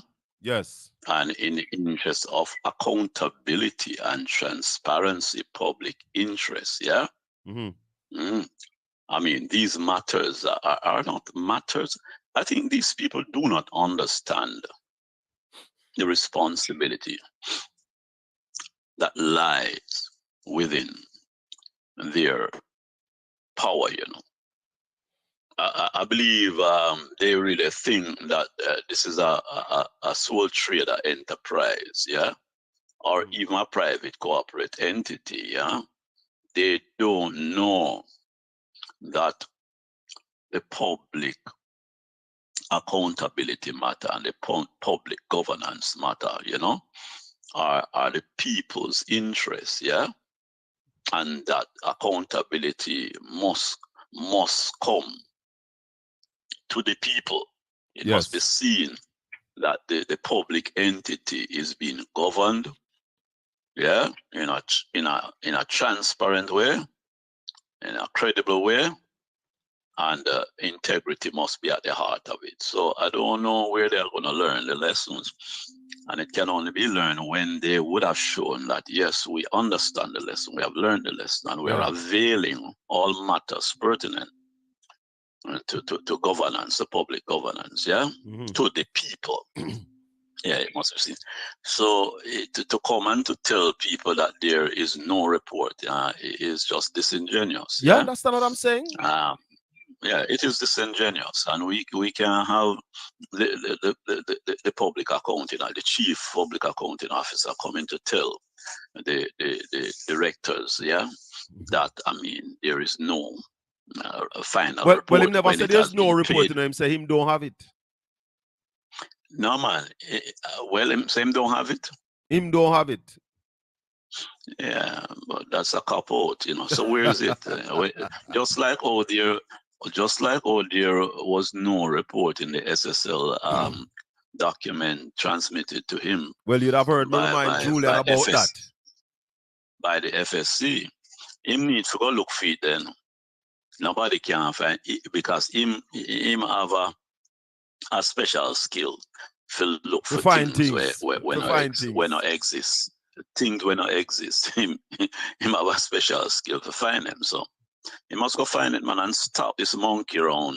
Yeah, man. But you see, discredit themselves. You see, Carla, one of the problem is that when you have people who come out and defend them foolishness there. You have people who come out and defend those kind of rubbish. Yeah, man. But it pours scorn on your scholarship.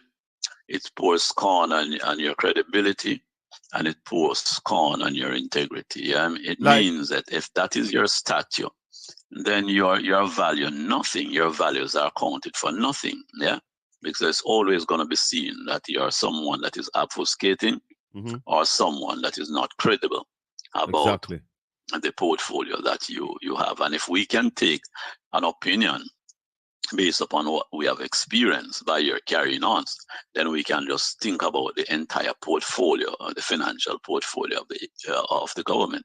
If there is forthrightness, yeah, and there is credibility in terms of the overall governance, and then we can throw questions, to bear upon that opinion.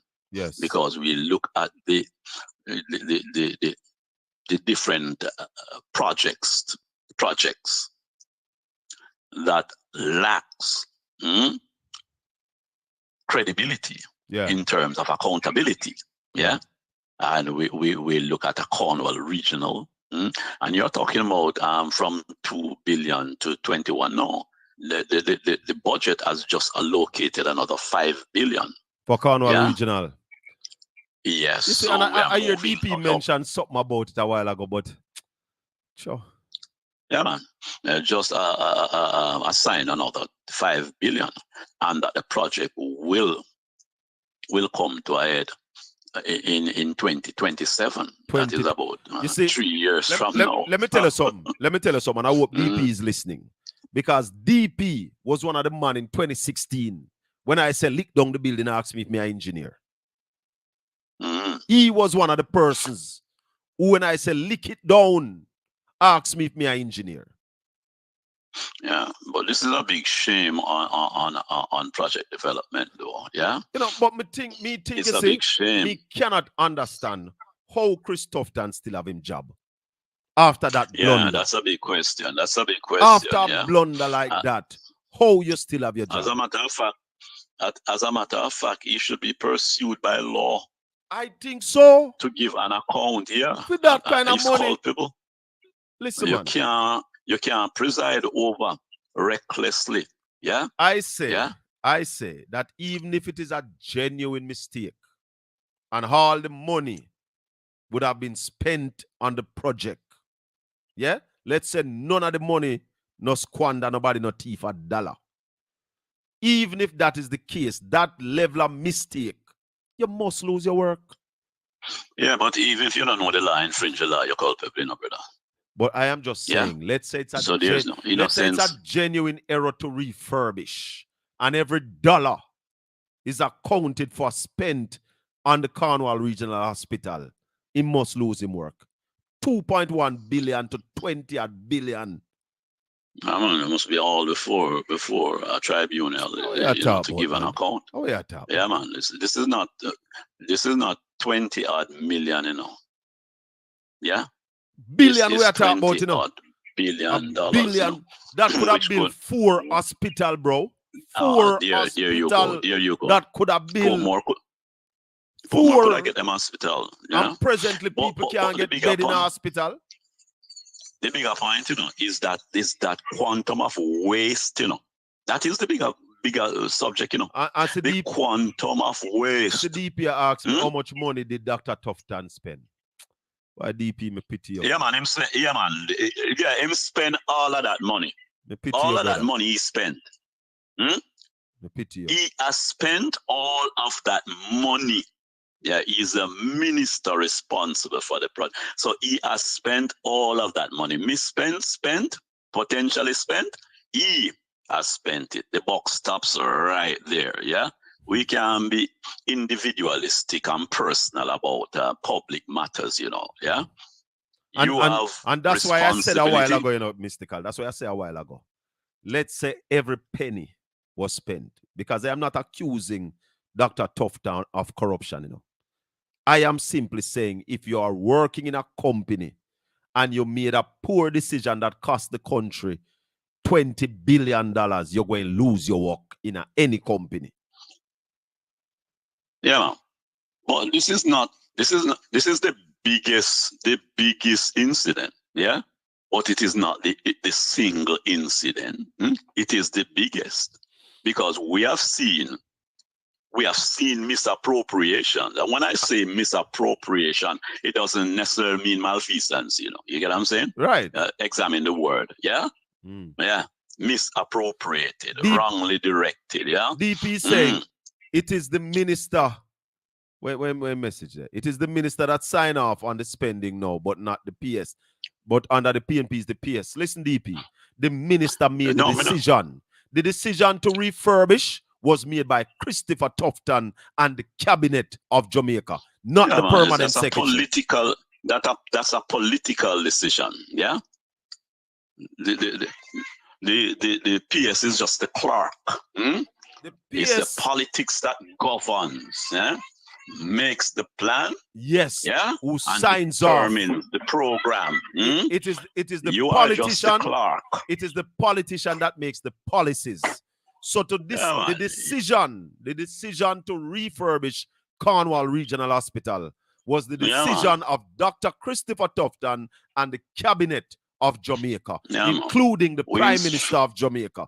They are We instruct responsible the PS. for this We overspend. instruct the PS. Yes, We instruct the PS. Yeah. the Pay PS is that the bill. accounting clerk Yeah, man.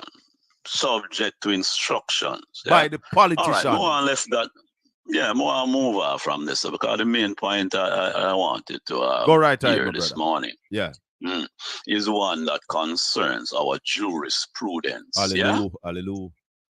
our jurisprudence has just received the biggest backsliding.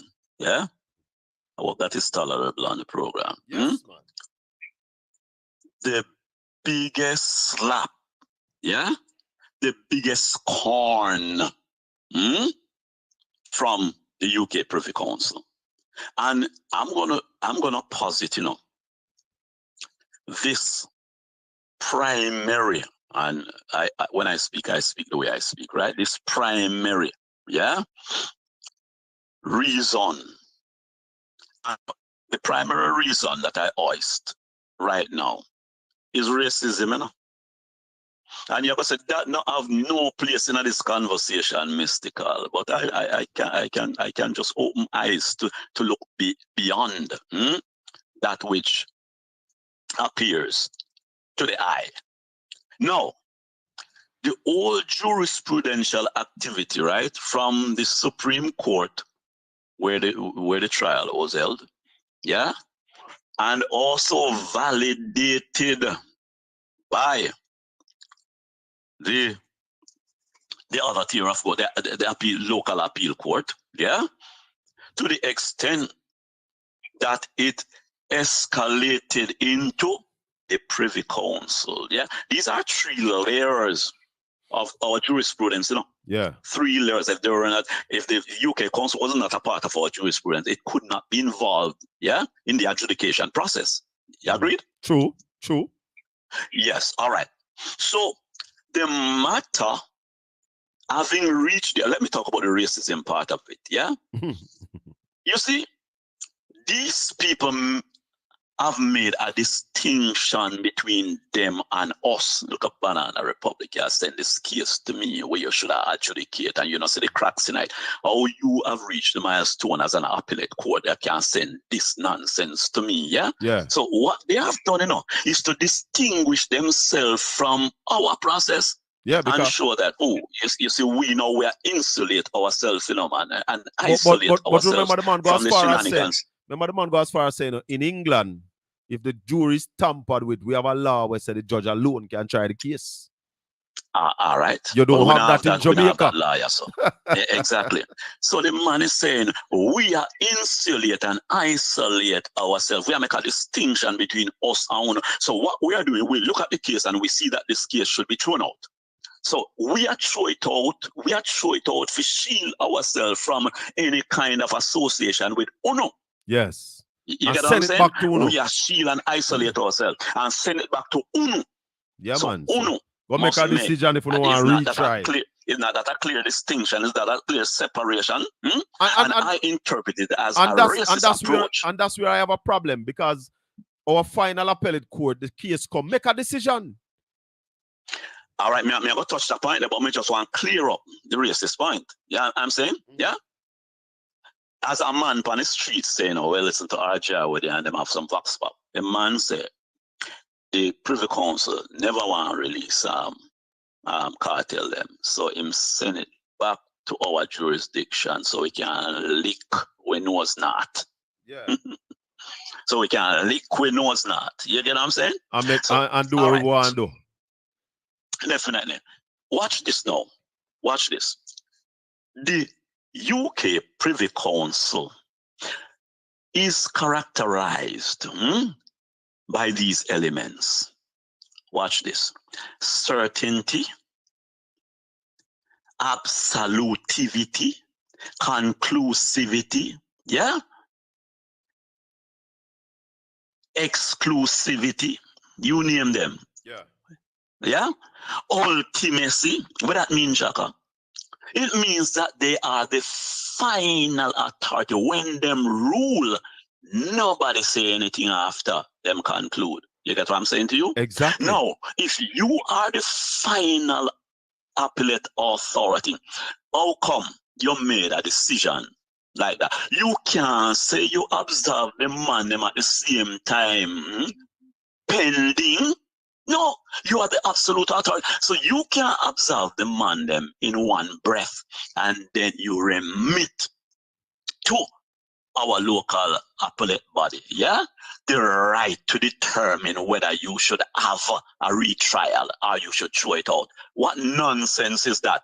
What you should have done, you either observe them or you order a retrial. Now, so you should have Make a decision. That is what I think, because decision. you are the absolute You are the authority. exactly. Nobody dictates you, you know. No.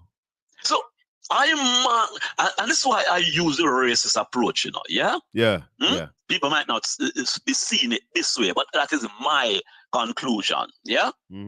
These people see themselves as some angelic, supernatural authority, you know, even though we have gone to them. Yeah. And so they make that distinction. Yeah, we observe them, case done. Show it back to you. That is inappropriate.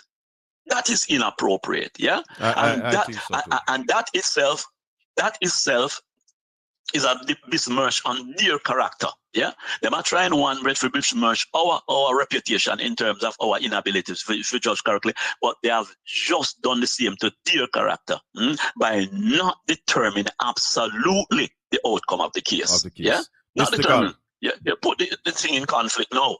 You put the thing in conflict. Now, what the local appellate body is gonna do? They can't do nothing but show that case. You know, if they ever try to resurrect that, is gonna further damage the credibility and integrity and guess of what? our jurisprudence. And it might end up right back at the Privy Council. Yeah, and them can't afford to go back up there. Them can't afford to go back up there. Yeah, but any guilty verdict now is going to end up right back at the Privy Council. That's crazy. Why I said they must pre all the nuances in it. They must pre everything we are transacting, you know, based upon the decision, and say, listen to me, make we liquid nose, as the man said, make we liquid nose that. Brother, because if you're gonna fairly, okay, let us put the jurisprudence in a commercial transactive environment, because it is commercial and transactive, right? If you're on a money boy, you know, say, yeah, right. Then let us reach this point. Is a win-win. The man them do 10 years already is a win-win. Everybody win. That's like that. Yeah. Them win. The man them win. The man them win. You know it's 10 or 13 years. Only, 13 years them do already? Yeah. Yeah. About 12 some going 13. Yeah. So that is the fair outcome, you know. Them get some punishment. And then we get some more time. So just strike it down, because anything else is gonna be done is going to go to the art of the integrity of our jurisprudence. Yeah? Mr. Call, we're going to leave it there this morning. Next week. Man. Blessings. Thanks to all the listeners and all the viewers for watching this morning. Thanks for coming on to Portland Spice TV. It's a blessing. Join us next week for another riveting show right here on Portland Spice TV. Thanks, everybody. One love.